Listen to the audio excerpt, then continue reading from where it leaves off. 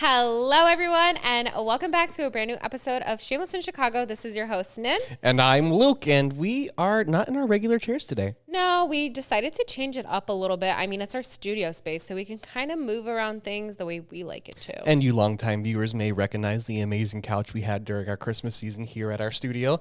Love this plushy couch. No, it's definitely super cozy, super relaxing. For today's episode, we are going to be talking about how to deal with conflict and the pros and cons to the multiple different ways, because the way I deal with it and the way Luke's deals with conflict is like two different things. Very starkly different. No, literally. So let's kind of get into it. Luke, how do you deal with conflict? Well, I have two different kinds of way that I deal with conflict, and I think that's really depending on the type of situation that I'm in. When I'm in a conflict that's in more of a professional setting, say like I'm at work or something, I prefer just to rip that Band-Aid off. I need to say, hey, listen, we need to talk about this, or hey, this got messed up, or we need to get this done so that way I don't get fired. Okay. So in work, it's a very simple, I worked in HR, I worked in conflict resolution, it's very kind of second nature to me to be very cut and dry at work. Yeah. But when it comes to my personal relationships, I tend to internalize conflict. I keep quiet in situations in which I should speak out, I think sometimes. Yeah. And it kind of like boils over on me. I think it starts a bigger argument than that's required for what started as such a really small issue. Yeah, like something so minuscule, and then you start to like build up. Oh, absolutely. Like if you take a stapler from me and you don't return it for 3 weeks, I'm coming for you. Okay. But we're going to be cool for those entire 3 weeks until that 22nd day. Mm-hmm. I'm going to knock down your door and say, why do you have my stapler? And why didn't you text me back 3 months ago? Oh, so you're that type of person. Absolutely. Yeah. See, what does that do for you though? Like, it doesn't do anything for me. So internalizing your problems is unhealthy for you. And I'm going to scream that from the rooftops. I'm so glad you recognize because that. I don't want anyone to do that. I think that there's a little bit of trauma in my mind. Mm-hmm. That says, hey, just avoid a conflict right now because it's not worth getting into a fight with this person. But then the more you take on with the more unresolved issues, it's going to lash out in a more negative way than it needs to be. I think it's like with gay dating, let's talk about that, right? Mm-hmm. I see it on TikTok all the time. People are asking, how did y'all get boyfriends? Do I have to wear a sign on me or anything? Gay dating when you're young is a very high turnover game. Okay. So if one thing is a bit of a disconnect, especially I think in today's culture, one red flag, someone's going to ghost you and you're not going to even have an explanation of what happened. In the gay community of like dating? From my experience, yes. I never dated in the straight community, so I can't really speak on the straight community. Yeah. But the gay community it's kind of like an in-joke almost that there's no one ready for a relationship because they're all taken up. Everyone that's wants a relationship is in a relationship. Mm-hmm. And all these guys are out here just ghosting. I saw a post on this like Grindr group I'm in. It's like people share their funny screenshots. My boyfriend and I go on there because of course we miss the chaos. Yeah, of course. But so we see these screenshots and I saw one today and it was text messages of this one guy texting someone else. And it was like this 20-something young gay he was texting saying, oh my gosh, are you always just waiting until you see me online on Grindr and then you text me because you know I'm on my phone? I told you I needed like some time because I'm busy. One wrong word, one wrong, hey, how are you? Do you want to hang out? And like you risk losing something. So that's why you avoid confrontation because you're afraid of that conflict is going to equal losing the person. Right. And I wouldn't say that's really an issue in me now. I don't feel like I'm going to lose people in conflict anymore. But that response to conflict has actually kind of stayed inside of my brain. Just hold it to yourself. Just, no reason to make this a bigger issue than it is, blah, blah, blah, blah, blah. Mm-hmm. But if you do that, you're going to make it a gigantic issue when it needs to be a molehill, not a mountain. Yeah, no, I get that. I can see why internalizing might be okay, but I would have to agree that it's so unhealthy because you're just kind of like keeping it in the back of your mind and be like, well, that thing annoyed me about that person and then they're doing it again. And like there was this TikTok that I saw once where the guy was like, your nose is above your mouth, but your own nose won't tell you if your breath smells bad. You need somebody else to tell you that your breath smells bad. And so that sticks with me. And that's why I am such a huge advocate for confrontation. I think confrontation always gets like a negative look towards it. But the thing is that you don't know what you're doing wrong unless somebody tells you, unless somebody straight up is like, hey, that's actually very rude that you spoke to this person in this manner or you acted this way. These things need to happen, right? Otherwise, you don't know. I completely understand where you're coming from in that respect, and I totally agree. However, in the moments in which you are in a conflict, it's a fight or flight response. Yeah. It is kind of like what's going to happen to you in that moment. And I'm not really sure what I could do to help myself get away from those freeze moments when I should kind of be stepping in and advocating for myself or calling out something that's wrong or anything like that.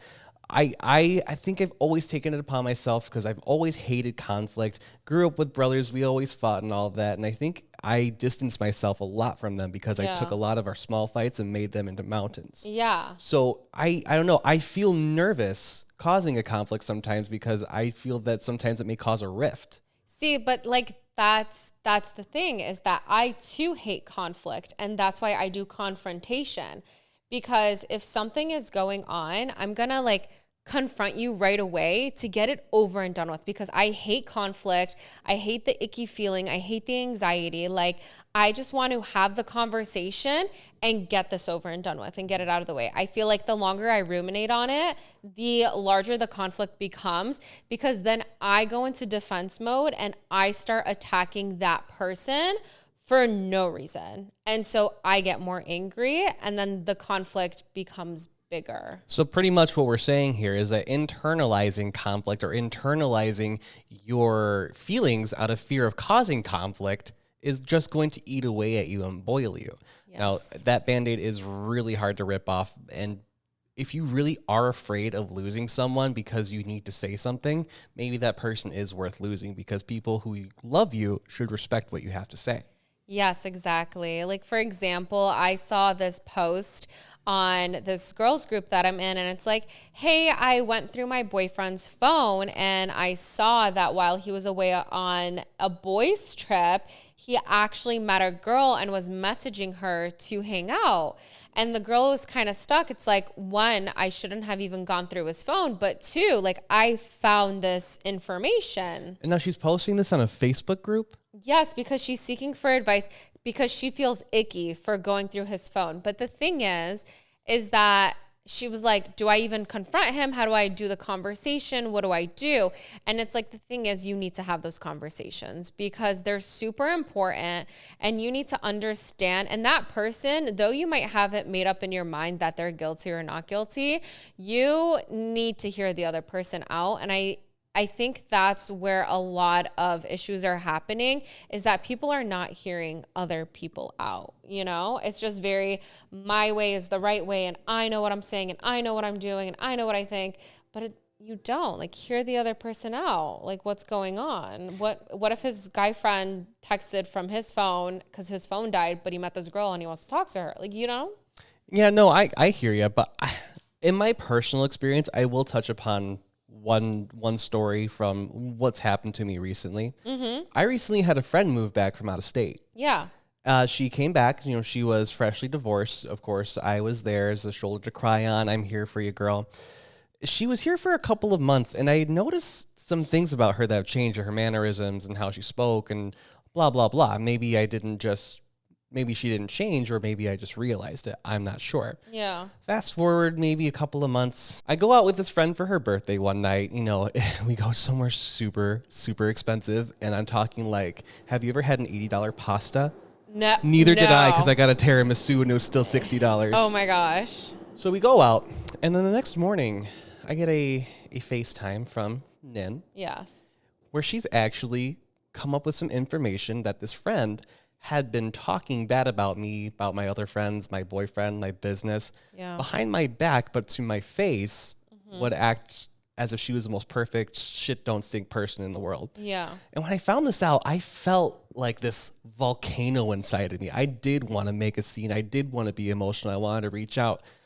But in my mind, my mind decided to say, this person's been back in your life for maybe 3 or 4 months. Mm-hmm.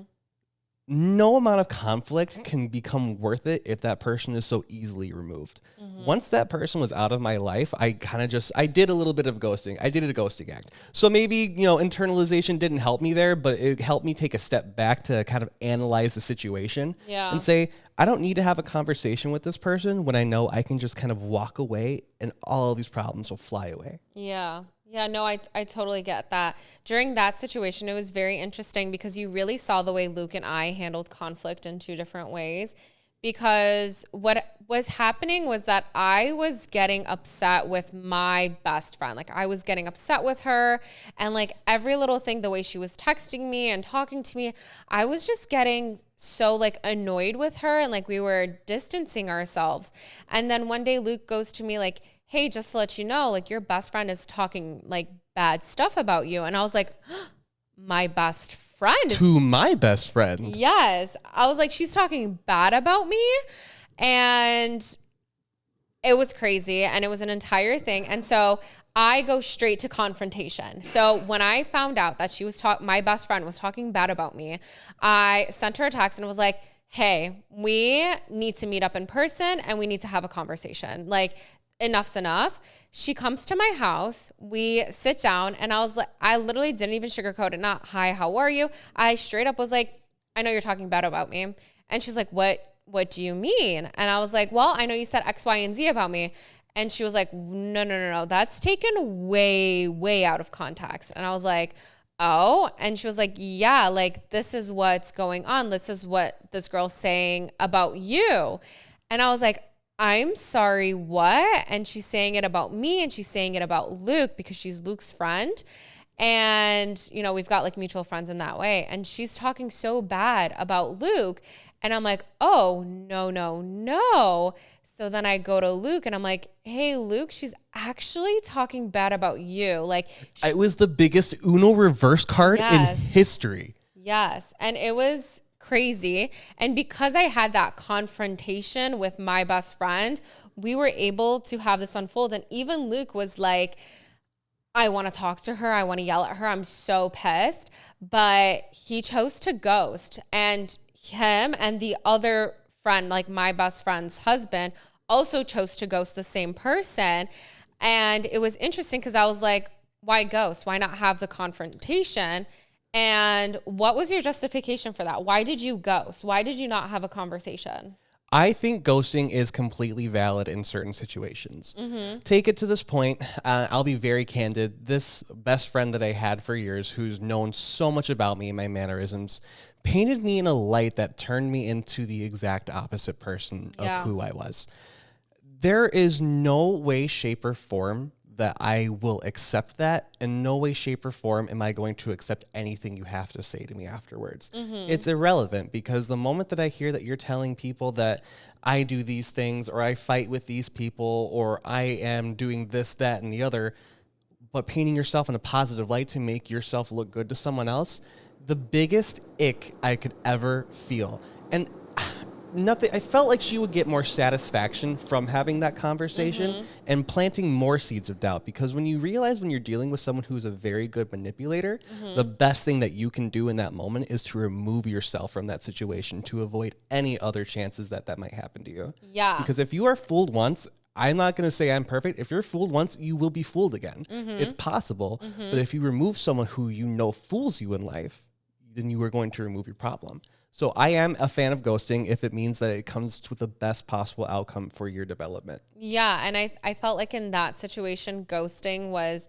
the best way to go about it, because this person had nothing good to say to the table. And previously I said, like, you have to hear the other person out. But the thing is that this person was in the middle of two separate people and just, we had mutuals, so we understood in that way. But she was trying to stir up a conflict. And it even got to a point where Luke is asking me, can we even trust your best friend? And my best friend is asking herself the same question. Can I trust my best friend? And that's, in like the craziest way, that's when we knew we could trust each other. Because we're both like, wait, no, I would never harm you. I would never say anything bad about you, and vice versa. And so when you have these toxic people, what I call like a character flaw is when you need to arm's length. Like no amount of conversation. You can send them to Mars. Fuck the arm's length. Let's be real here. Right. You don't need, you can scrub that person from your life, block their number, block their social medias, and move on happily and unbothered. It's like the time where you can let go of a person is when you recognize it's a character flaw. That if you're confronting somebody about something like, hey, you didn't do this right, or I didn't enjoy the way you did XYZ, I can fix that. You can fix that. But if it's something that you see as like repetitive and like that person is just the way that they are, like, I don't like the way you talk about this group of people or like this person or whatever, and you see they keep repeating that, then that's just a character flaw. Then you're just going to be like, wait, no, our morals do not align. Like the longer you stay around that person, the more you are going to hurt yourself. Yeah. That person's going to recover. That person's going to be fine. As long as that person has someone to control the narrative with, they'll be just fine. Yeah, exactly. So definitely steer clear. Like ghosting doesn't always have to be bad. It doesn't always have to be bad. No, I will say when I was a dater in my early 20s, I ghosted like I was Casper. But when you're in a situation in which you know that even if you try to reach conflict resolution, that you're going to come into conflict again because that person has no intentions of changing who they are. Yeah. It's time to let go. Yeah, exactly. But when do you think it's fine to have a conversation and then just take a break from each other, but then come back? I think it's very valid because I think that some friendships can end temporarily, but that's because those two people need to grow so that way they can become better suited for each other. I'd have to agree.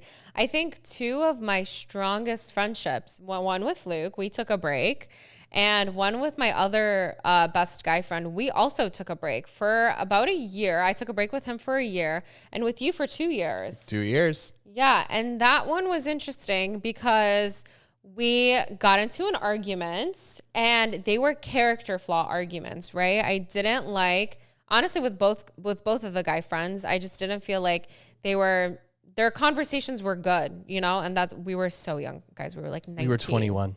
21 or 19? We were 21. 21. Yeah, we were 21. And just like the conversations were just not good. Like talking bad wasn't good. And so we distanced ourselves from each other, and we didn't realize we were taking a break, right? Like, yeah, no, I was convinced we were going to hang out the next week. I think when I came to that realization, it was kind of crushing. I said, we're not hanging out. Yeah, we're actually not friends anymore. Yeah. You kind of like end the friendship, but then you come back. I don't know, like God brings you back together. And if God takes somebody out of your life, if you notice, you will probably never run into that person. Like even if you live in a small town. We ran into each other one time. Once. Literally once. Once. Yeah, exactly. At a funeral. Yeah, at a funeral. And then afterwards, we had to do that whole thing together. The whole like being maid of honor and best man.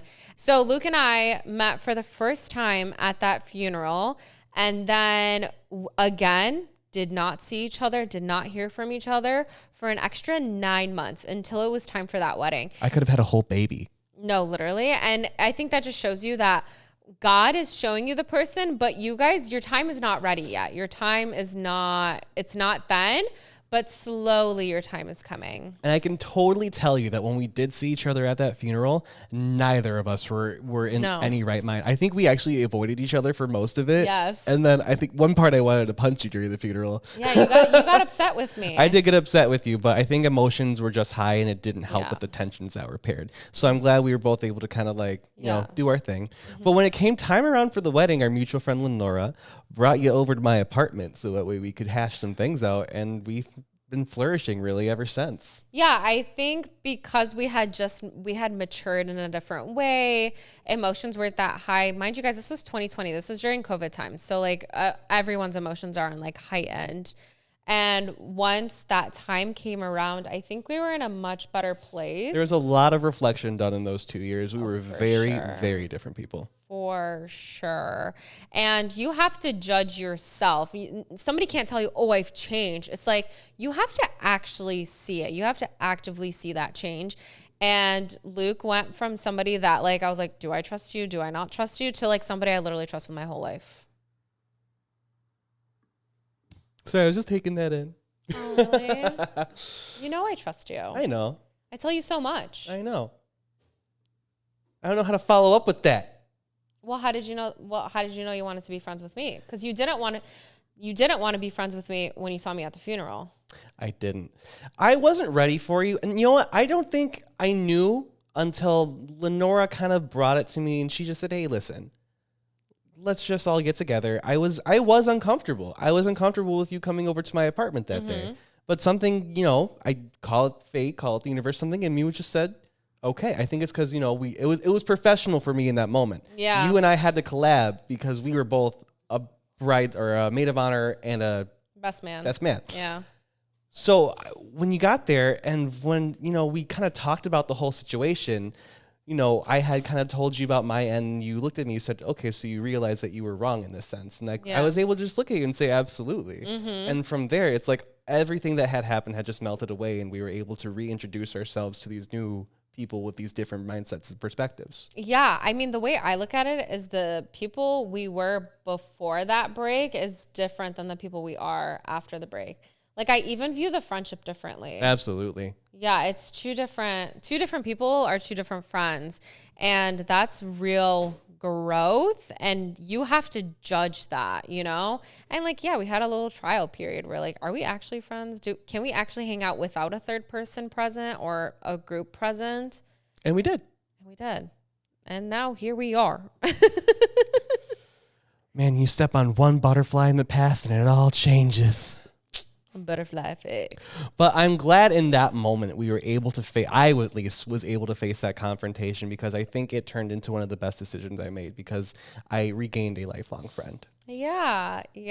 And I know people will look at confrontation as a bad thing, an anxiety provoking thing, but you have to really weigh the options. What is more anxiety provoking? Ruminating or just getting it out of the way? Because if you get it out of the way, you don't have to think about it anymore. You literally don't. You can think about what happened after the conversation, but you know what happened. Right.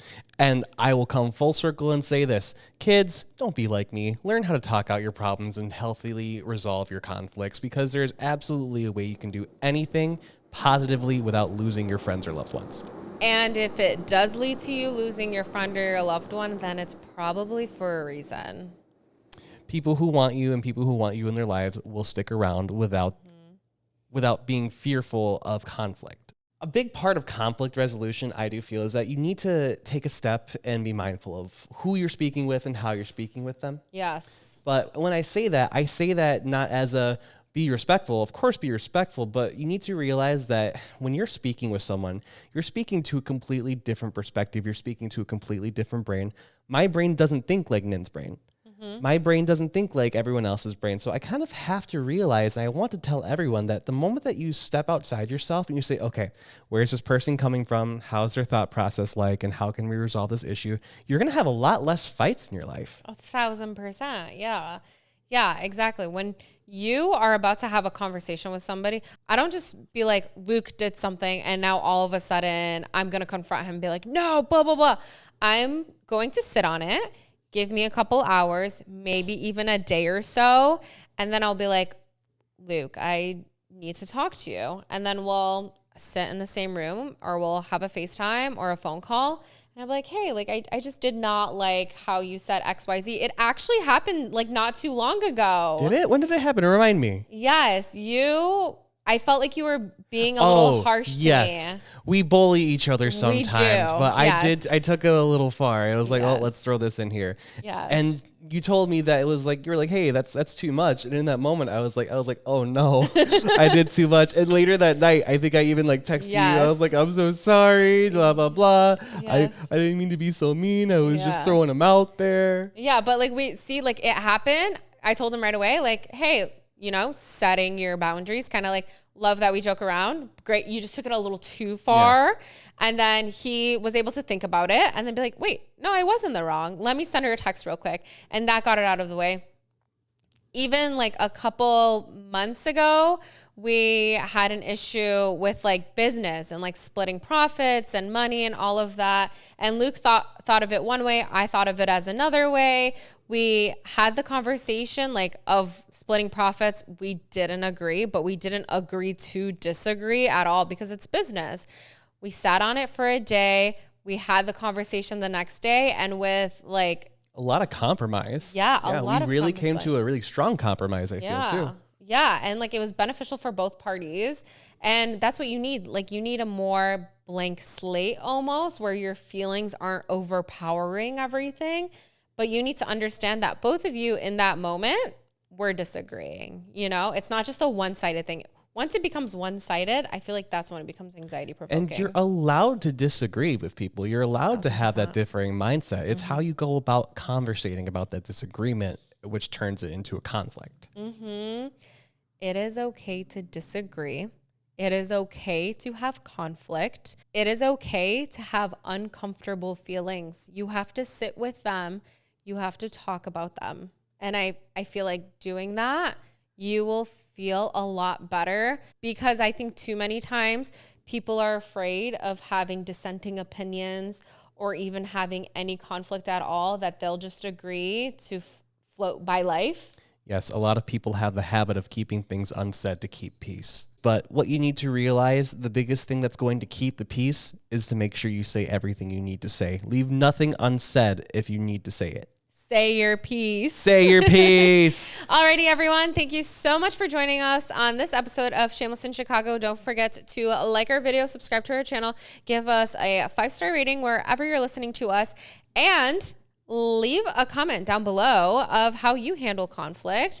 We are so excited to begin season 3 with you all. And yeah, until the next episode, everyone. Join us next time as I convince Nin to give her entire life savings to the Wheel of Fortune Fund. I have no life savings. I will pick out your own personal, girl. Let's do this. Bye, everyone.